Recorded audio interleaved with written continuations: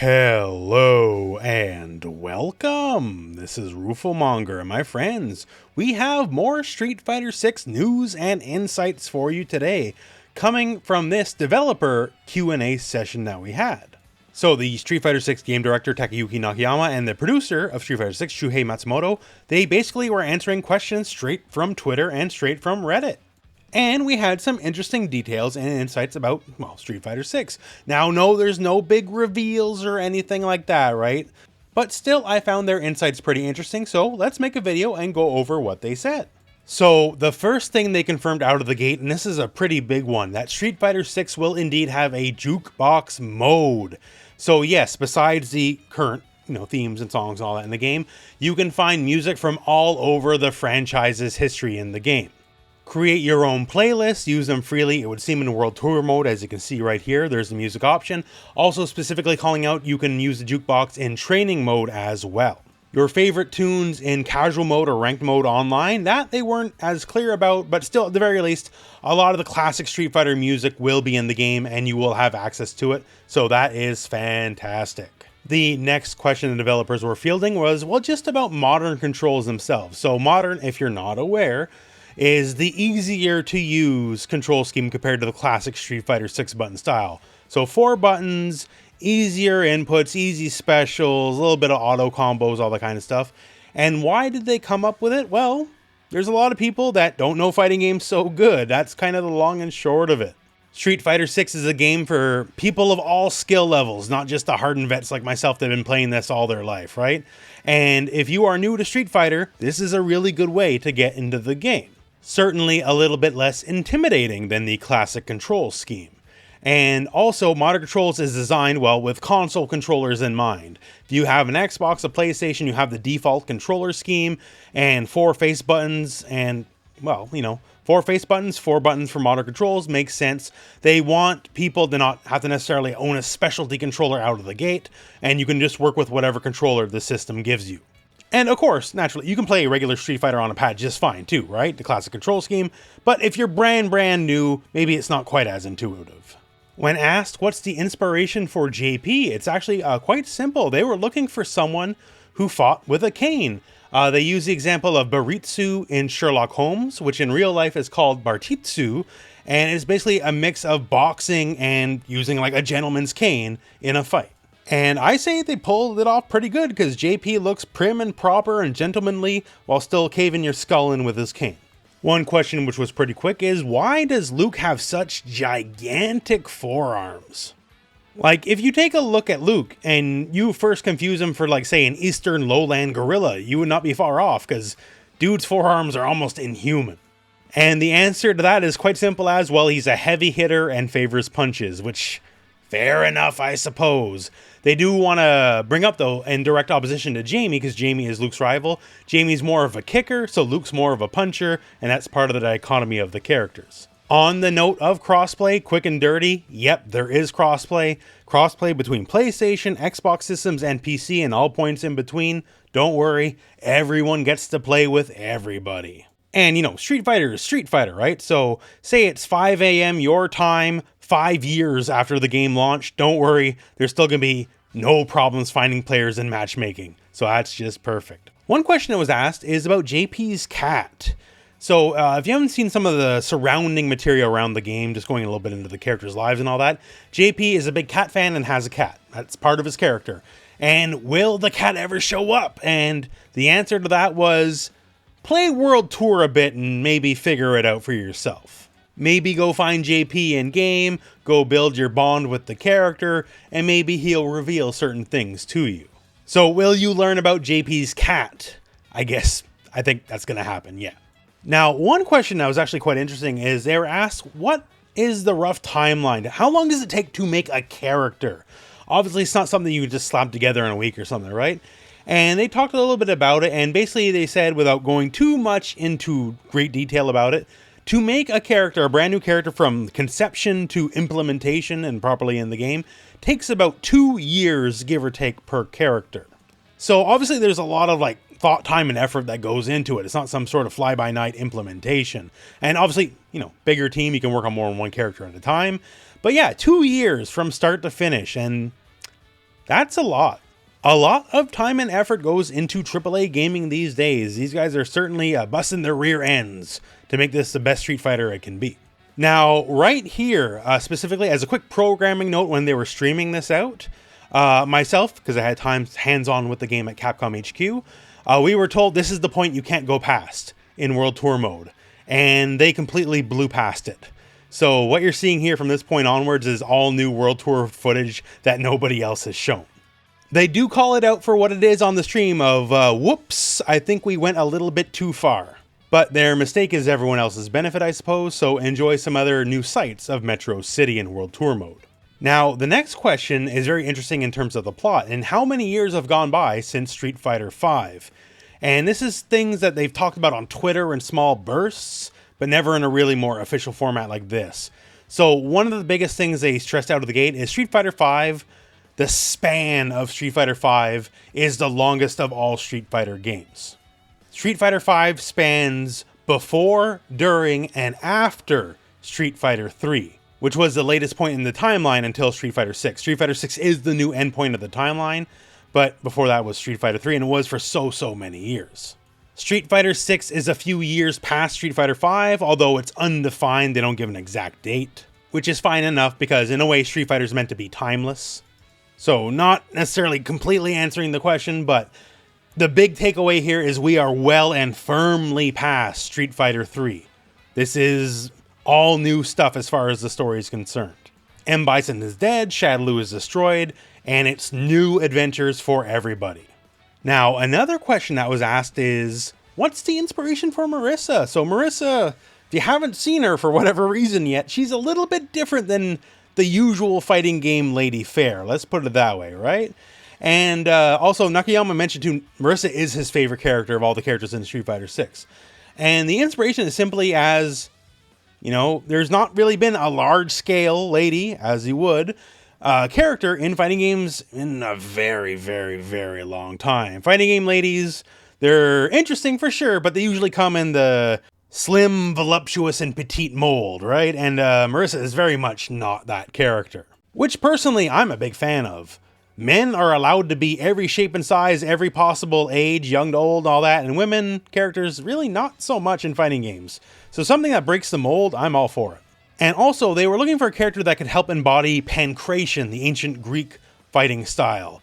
And she does a lot of very classical poses, some you've seen in statues, all that kind of stuff.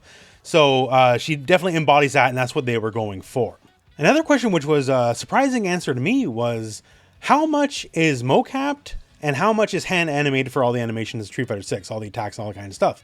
And their answer was basically everything is mocapped. And they even went so far as to say even things like Blanca balls, right? Those are mocapped as well. They just had to use a bunch of wires and stuff. So there is tweaking after the fact, after the mocap is done. Just a little hand touch to make the animations as good as they can be. But yeah, mocap is actually the bulk of the work. I think there's money to be made in showcasing those Blanca sections. If you actually had the dude rolling across a warehouse or something on wires, I would like to see that very much. Another question was simply, how long did it take for you guys to decide on the roster? Amount of characters, which characters, all that kind of stuff. And for them, they said part of it was actually very easy. For the legacy characters, for the returning characters, they already pretty much knew out of the gate who they wanted. And going by the roster, it's basically the original 8 World Warriors and some of the new challengers, although T-Hawk is now Lily and Fei Long is missing in action.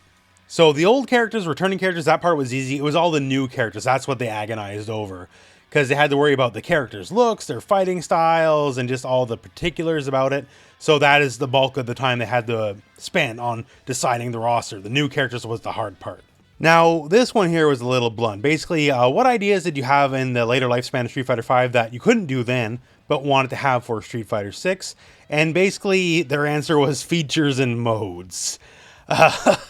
Street Fighter V, rough history in case you don't know, but especially feature light at launch. Let's put it that way. Very bare bones. So they wanted to make sure come the launch of Street Fighter VI that feature rich instead of feature poor was what they wanted to go for. So another question here was, what are some of the ideas behind the new character designs? And the thing they went into specifically is on Jamie. So Jamie, as you know him, was not how he was originally designed. He was actually going to be an older gentleman and more of a Hong Kong cop. And if you can think, drunken boxing Hong Kong cop, well, basically he was going to be like Jackie Chan, right? That's how I read into that. But instead, they basically focused on him being a much more young and hip character. And one thing they also went into, which I find actually quite fascinating, is he needed multiple animators to pull off. So the drunken boxing animations and the hip-hop animations, like for his breakdancing and all that, are two completely different groups of people. So it looks like Jamie got a bit more love and attention than some of the other characters, because they wanted to get him right. Another very fascinating question is, why did you go for the more realistic graphics route? Characters in Street Fighter 6 look the most like, well, human beings than they ever have in the whole history of the series, right?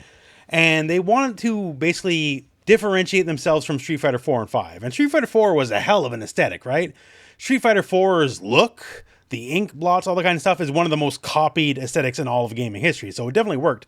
But they wanted to go for something very new. And specifically because there's a large focus on the classic roster, the original World Warriors in this game, they wanted to challenge themselves into bringing those classic characters into a very high fidelity situation and looking more like actual, well, real human beings. Or I guess more like a gorilla in Blanca's case. And well, you've seen the game for yourself, right? I think they definitely pulled that off. A lot of the classic characters, Ryu, Chun-Li, all that, they look like $1,000,000 in this game, so mission accomplished. Next question fielded was, why the hip-hop themes and aesthetics in Street Fighter 6? And this is something that has existed in Street Fighter before. This is not some new idea that they're going for. Most famously, Street Fighter 3, very steeped in the whole hip-hop aesthetic, and they want to return to that. Hip-hop culture and just the whole look, the whole feel and all that is a really good fit for the Street Fighter franchise. Maybe not so much for some other fighting game franchises like the whole Mortal Kombat 11 reveal debacle, right? But for Street Fighter, it's perfect, man. It's like peanut butter and jam. They work well together. The decision for Street Fighter 6's whole hip-hop flair was actually made very, very early in the game's development, they say. So next up here, question-wise, what was the most challenging character to design for Street Fighter 6? They state of the new characters, Kimberly was the hardest of everybody, specifically because they just didn't know what to go with the American Ninja, I guess, which to me is a solved problem because, Chris Farley, right? American Ninja is a very easy thing. But they also had some idea for being like a cybernetic ninja as well for Kimberly, and eventually they landed on the design that we currently see in the game. For the legacy characters, they said Chun-Li was the hardest, specifically just because everyone has their own idea of what the perfect Chun-Li should be, right? Chun-Li, everyone likes Chun-Li, so they want Chun-Li to look the best that she can. And so they tried to just get a design that could make as many people as possible happy, and I think they hit it out of the park. I think Chun-Li looks amazing in Street Fighter 6 personally. But for them, just designing Chun-Li was a very fine line to walk. Another question I'm sure is pressing to many people was asked is, can we learn or interact with the DLC characters, because we already know the first year of DLC characters, in the World Tour mode? And the answer to that is yes. So this has been answered in other places, but just for everyone's knowledge, yes. The DLC characters will all be put into World Tour mode. You will be able to learn from them, learn their moves. It remains to be seen if they'll have any effect on the story of what World Tour mode will be, but at the bare minimum, the DLC characters will appear in the World Tour. Next question up here is, how exactly did you decide on the drive system? It's basically the heart of the game. The drive system is what Street Fighter 6 is. How did you come up with it? And basically, they look back to Street Fighter 5. We had the V system, right? V triggers, V skills, all that kind of stuff. And the V system was meant to be something that was easy for everyone to use. And sure enough, right? You press two mediums, you get a V skill. You press two heavies, you get a V trigger. That's about as easy gets. The problem with the V system was, when something that was meant to be kind of a unified system, a universal system, it was hardly anything but, right? Because your V skills and your V triggers, they're wildly different from character to character. You press the same buttons, sure, but you get completely different outcomes depending on which character you pick. They highlighted this as specifically stressful for newer players. Us grizzled vets, we can take whatever you can throw at us, but the newer players, it's weird. If I press the buttons, it should be the same thing for each character, right? And that's basically the idea of the drive system, is you press whatever buttons, and it is actually the same thing for each character. It's actually a much more universal system. If you drive Impact, Chun-Li's drive impact is the same as Ryu's drive impact, is the same as JP's, is the same as Zangief. The animation might be a little different, character to character, but the core functionality is the same, versus Laura's V-trigger is different from Minot's V-trigger, is different from Ed's V-trigger, and so on and so forth. Same thing like a parry. Everyone's parry, maybe the animation's a little bit different, but parry works the same for every single character. Drive rush works the same for every single character. It's an actually truly universal system. So the essence of the design of the drive system is just something that everyone can wrap their mind around. If you learn the drive system for Ryu, then you've learned it for Guile, then you've learned it for Manon, and just going on with that, right? So it is an actually truly universal system. And on to the last big question, and what you're seeing right here is them unboxing the big fancy expensive edition of the game, by the way. But the last question is basically, why World Tour Mode? What's the idea here? World Tour Mode is obviously a very large undertaking, having like a whole open world RPG in your fighting game, right? So why are we working with this? And basically they decided, there's not many great tools in fighting games to help people get better. Like, yeah, there's training mode, yeah, there's some tutorials, but even that can be overwhelming for a lot of people, right? The idea here is to gradually help people get familiarized with the tools, the mechanics, and everything of the game. The World Tour Mode has a lot of ways besides just fighting, just grinding tutorials, just grinding the training mode, to teach you how the game works. And to do so under the context of build your character, learn the story, learn about the world, all that. There's a lot of fights, there's a lot of mini games, a lot of like that kind of stuff that trick you into learning Street Fighter. You're learning how Street Fighter works even if you've never actually played it before. Hit the guys while they glow white? Oh, turns out that's counter hit, that's punish counter, right? And you accidentally learn it while just playing the game. If you go and spin the pizzas in the park there, right? It shows you how to do the motions of Hadokens and all that kind of stuff. So maybe you can graduate from the modern control set, the easy control set, to the more classic Street Fighter controls. A lot of it is just to help you learn just the basics and the concepts of what fighting games are, and to decrease the overall amount of time it takes for you to understand. Because if you're just going through the RPG mode, it's a much easier pill to swallow for a newer player than being told, okay, go hit training mode and figure it out, or go online and lose your first 100 matches till you have a rough idea of what's going on. And of course, there's character creation mode, and they heavily encourage you to go out and make your freakiest possible characters. They're looking forward to seeing what the community can come up with. Basically, World Tour Mode is lots of people love Street Fighter all across the world, across all age brackets, right? It's an immortal franchise, but not everyone's as comfortable as, okay, we buy the game, let's immediately hop into versus or play ranked or whatever. Some people, they need to be eased in a little bit. Something for the audience to get accommodated. And that's exactly what Street Fighter 6's World Tour Mode is. Basically, have fun with the big open world RPG where you can make your own characters, and you might learn a thing or two along the way. And that's about the long and short of it. So once again, no big reveals necessarily, but some very interesting insights into the game itself from, well, the developers themselves. Street Fighter 6 is not that far away now. We're getting closer and closer every day, and I know you're hyped because you wouldn't be watching this video otherwise. I'm definitely super excited myself.